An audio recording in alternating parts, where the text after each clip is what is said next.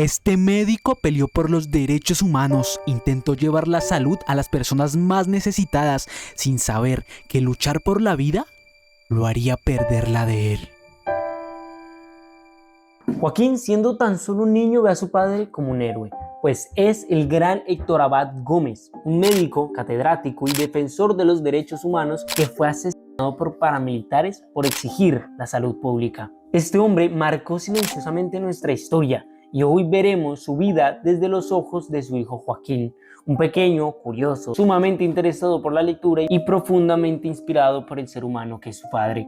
Junto a sus 4 hermanas, vive en un buen barrio de Medellín y no les hace falta nada. Su madre, Cecilia, es una mujer un poco más amargada y religiosa que los obliga a ser educados por una monja. Joaquín aún así la ama, pero su padre lo es todo para él, por lo que se llena de emoción cada vez que lo ve llegar de la Universidad de Antioquia, donde es profesor. Esta vez es aún más sorprendente, pues trae de visita al Dr. Sanders, un especialista con el que va a trabajar en un estudio llamado Future for Children. Con él busca ver la realidad de los niños menos favorecidos y entender cómo ayudarlos. Joaquín, sumamente interesado en lo que hace su padre, le pide que por favor lo lleve. Y Héctor, con el amor tan grande que tiene por su hijo, acepta. Caminan por el barrio y el contraste es claro. Mientras ellos viven en una familia muy bien acomodada, con una gran casa y un vecindario ideal, los niños de este barrio juegan en una loma sin pavimento ni parques y el agua es tan sucia que beberla se hace sumamente peligroso. Incluso vemos cómo Héctor compara a Joaquín de 12 años con otro niño del barrio con la misma edad y dice, aquí es donde empieza el primer escalón de la desigualdad. Y es que la mala alimentación no solo tiene afectaciones físicas, como en este caso que vemos la clara diferencia de estatura y de peso entre ambos niños, sino que va más allá, pues esta falta de nutrientes también resulta en bajo rendimiento escolar, negación a realizar actividades deportivas o desinterés a socializar. Una mala alimentación afecta el cerebro del niño hasta atrofiarlo, lo que deriva más adelante en jóvenes que no se interesan por continuar sus estudios o que lo intentan pero son aplastados en la carrera laboral porque su mente no da para más, siendo así otra víctima más de un sistema con recursos mal distribuidos. Por lo que decir que son pobres por elección y no salieron adelante por no echarle suficientes ganas, pues solo perpetúa las desigualdades al culpar al individuo y no al sistema que lo crea. Algo que tiene muy claro Héctor Abad, quien seguirá luchando hasta el cansancio por cambiarlo, pues él entiende que estos inocentes, desnutridos y con enfermedades infecciosas por estas condiciones no es culpa de las familias y de sus padres, sino va más allá. Es culpa de las decisiones políticas y del cómo se reparten las riquezas en el mundo. Por lo que cada vez que visita este barrio se le parte el alma y lo hace querer actuar. Por lo que con este estudio empezará a llevar a cabo debates, charlas y demás proyectos que también le traerán problemas. Pues su objetivo más grande es conseguir la salud pública para todos los colombianos. Pero estamos en la Colombia de 1970 y aquí el negocio de la salud está en su auge. Las grandes empresas privadas no quieren perder ese privilegio, por lo que la idea de salud pública es una clara amenaza que hay que eliminar. Y lo empiezan a hacer de forma mediática. Mientras la familia va en camino a recoger el tío de Cecilia, escuchan como en la radio el cura Fernando Gómez Mejía califica a Héctor de comunista y de mala persona, diciendo que es un hombre sumamente peligroso por decir que la pobreza es culpa de la política, con artículos incendiarios que solo destruyen la moral de las personas importantes. Marta Cecilia, la hija del medio, al escuchar esto se altera e indigna, diciendo, pero si son ellos los que están destruyendo la moral, mamá. Cecilia lo sabe y se preocupa, pero no tiene mucho que decir, pues su tío, quien casi se convirtió en su padre, es arzobispo de Antioquia y sabe que él firmó un documento en contra de su esposo por estas ideas. Al llegar a la iglesia lo saludan y lo invitan a almorzar. Ya estando en la casa comprendemos por qué Cecilia tiene tanta cercanía con la religión, pues resulta que le cuenta a sus hijos más pequeños que cuando ella tenía más o menos su edad, sus padres murieron y su tío, el arzobispo, al verla a la deriva, la adoptó y la crió en un convento, aunque también nos deja una frase que nos hace dudar de sus creencias, pues dice, igual ese tampoco era lugar para una niña, uno entre tantos curas, y se ríe nerviosamente. Héctor solo guarda silencio y evita confrontar estos problemas, pero los ataques son cada vez más directos, por lo que al otro día en la universidad empiezan a escribir una columna diciendo que la universidad no puede dar la espalda a la realidad, aislándose de las angustias de la gente y sosteniendo los privilegios que mantienen las injusticias sociales. Su secretaria le recomienda que mejor no se exprese así, pero Héctor no está para callar y no da marcha atrás. Gracias a esto es despedido el el día de la publicación. La persecución hacia sus ideas es contundente y la inestabilidad que genera en su casa es gigante, pues su esposa solo se preocupa por el dinero y le dice que debería dejar de preocuparse por esa gente si todos están igual de necesitados. Héctor estalla al escuchar esto y le dice: ¿tú en qué mundo vives, Cecilia? ¿Crees que todos tienen agua potable y teléfono como nosotros? Joaquín escucha esto y le dice a su mamá que si acaso somos pobres, y ella dice que ya ni sabe qué son. Una evidencia de su clara inconsciencia sobre su privilegio, el cual la ciega, la hace egoísta y no le permite apreciar que la vida que tiene es sumamente superior a la gran mayoría. Este fenómeno de egoísmo se replica en la clase media. Esas personas que tienen una vida cómoda dentro de sus posibilidades y creen que no hay que ayudar al resto, que los que no tienen una buena vida es porque no la han trabajado. Pero como vimos anteriormente, el problema va más allá de la motivación o esfuerzo que puedan tener las personas menos favorecidas. Se trata de factores sociales y biológicos que Héctor Abad tiene muy claro, por lo que no renunciaría a su lucha, y esto hace que en Colombia nadie quiera contratarlo, así que debe irse a trabajar a Filipinas. Joaquín, al enterarse de esto, solo llora, no quiere soltar a su padre, pero no tiene otra opción.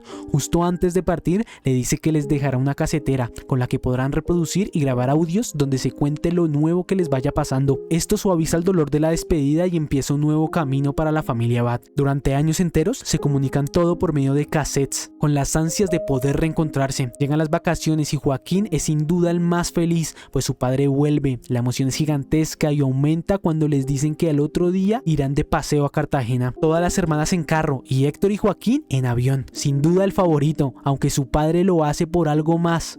Pues esa noche, mientras están solos, aprovecha para contarle que trabajó en Filipinas algunas vacunas contra la polio, un virus que ha dejado paralítico a los niños. Era tan grave que dejaba paralíticos a más de 1000 niños al día, y Héctor, siendo un visionario, decide traer la vacuna a Colombia antes de que llegue el caos, por lo que el primero en ser vacunado es su hijo, y le dice: tú serás quien marque la historia de este país. Y así sucede. Después del paseo de Cartagena, Héctor Abad empieza la gran jornada de vacunación en la historia de nuestro país, un hito para la época. Aunque no todos son buenas noticias, pues el hostigamiento hacia Héctor aumenta. Incluso tiene que ser él quien realice la necropsia a un cadáver, y sorprendido le cuenta a un colega que se trata de una líder del movimiento estudiantil.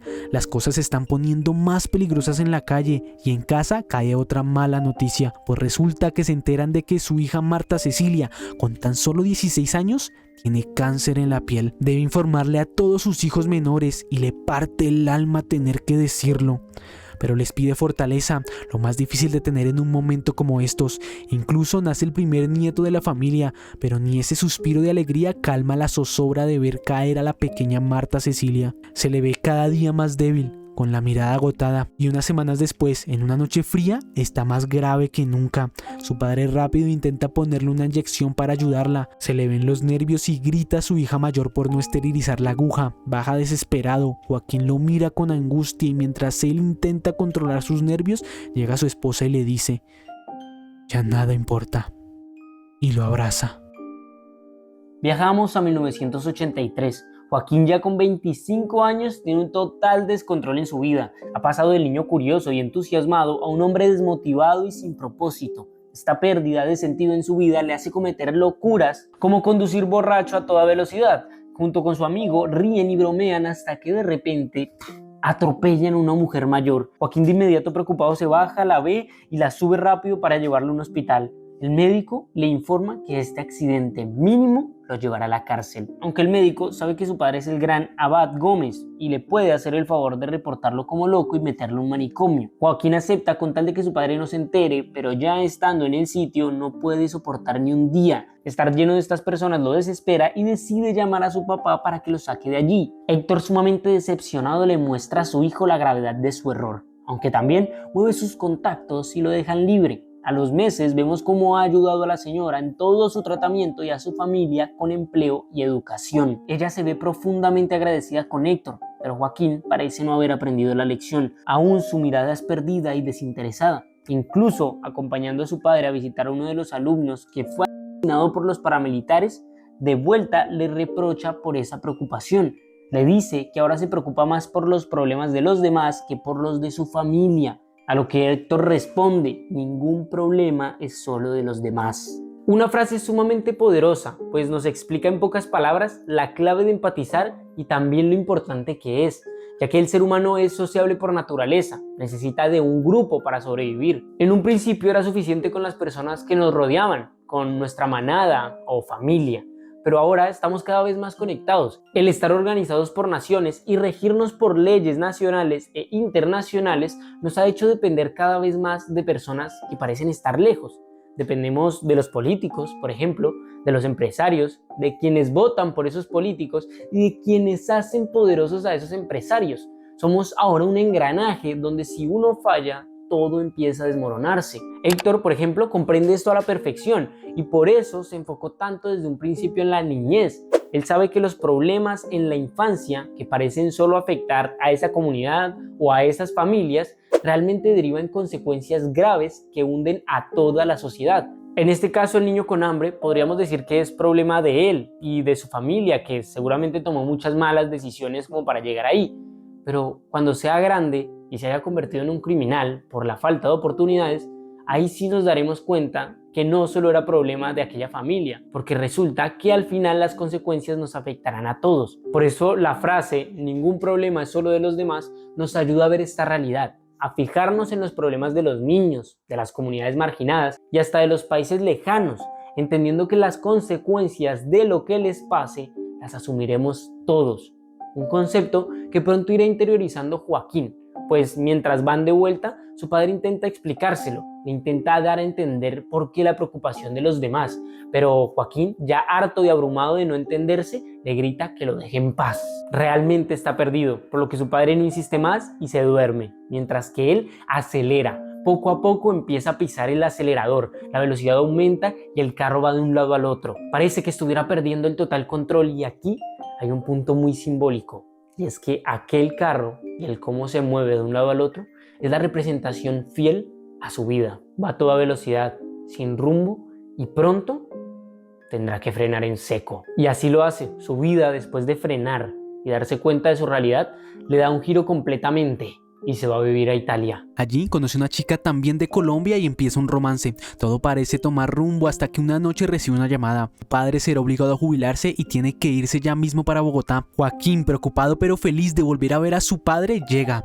Héctor se levanta de su silla y da su discurso de despedida. Deja claro que está siendo obligado a retirarse y que si fuera por él seguiría ejerciendo lo que más ama hacer. Todos los estudiantes están tristes, le demuestran su aprecio y lo despiden con lágrimas. Realmente era un profesor comprometido, pero su historia no acaba aquí, pues aunque ahora está fuera de las aulas y se dedica a cultivar rosas, no ha dejado el actuar político, sigue haciendo columnas en periódicos y ayudando a jóvenes y líderes sociales. Estamos en 1987 y Colombia atraviesa una de las crisis de violencia más grandes de su historia. El narcotráfico está en ascenso y sobre todo en Medellín. Héctor quiere ayudar, pero las amenazas son cada vez más constantes. Incluso en una tarde se entera que acaban de al líder de los profesores dentro de la misma universidad.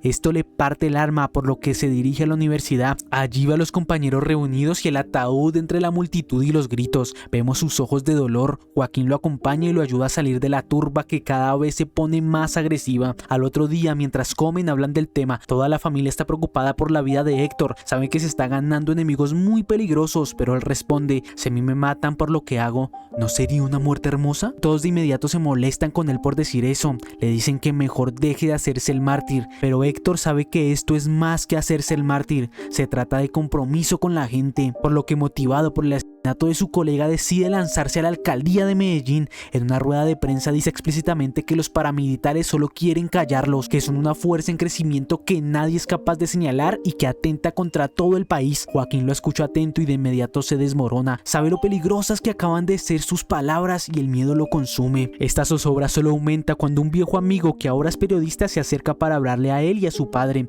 sobre la lista de amenazados que ronda por Medellín. Son nombres de periodistas, escritores, profesores, líderes y hasta cantantes como objetivo del paramilitarismo. Héctor la ve y preocupado dice: para mí es un honor estar aquí.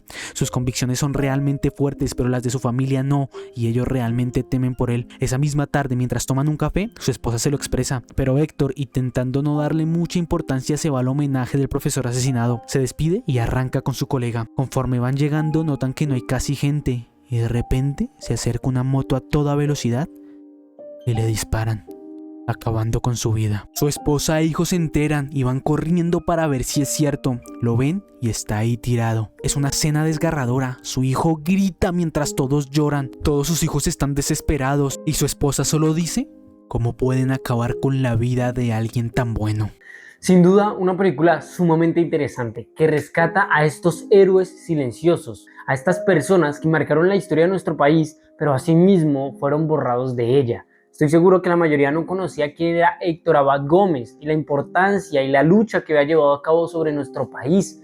Y de la misma forma tampoco les suene tal vez el abogado Umaña Mendoza, quien descubrió uno de los casos más importantes de la historia de nuestro país. Descubrió quién había asesinado a Gaitán. Por eso es que se me hace tan importante rescatar estas películas donde se habla de este tipo de personas. Y aunque creo que cae un poquito en tibiedades y a veces no se atreve del todo a demostrar la verdadera postura política de Héctor Abad, pues dentro de todo creo que lo hace bien. Me hubiese gustado algo más atrevido, pero también porque así es mi personalidad. Aunque sí hay películas que creo que lo hacen muy bien, y una de las que mejor hace este atrevimiento, esta forma de hablar así grotesco de la realidad, es esta, La mujer del animal. Una película sumamente interesante que habla sobre un hombre maltratador que literalmente comete actos aberrantes hacia su esposa y de la que hay un análisis muy profundo. Vayan a verla porque la resumimos y la analizamos y es genial.